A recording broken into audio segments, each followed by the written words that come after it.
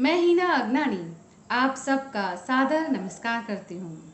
दोस्तों, आज मैं आपको अपने सिंधी संस्कृति की धरोहर सिंधी सारंगी के बारे में एक खास जानकारी देने के लिए आई हूँ।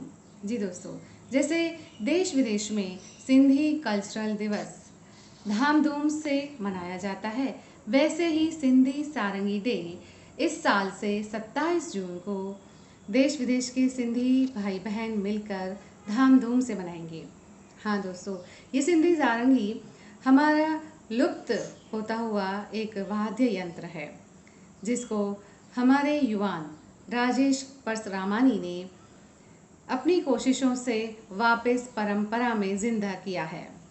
तो दोस्तों, आपको मैं बताऊं कि सिंधी सारंगी में 27 तारें होती है और सिंधी सारंगी में से जब सुर निकलते हैं तो वो बिल्कुल दिल को छू जाते हैं, दिल झूमने लगता है।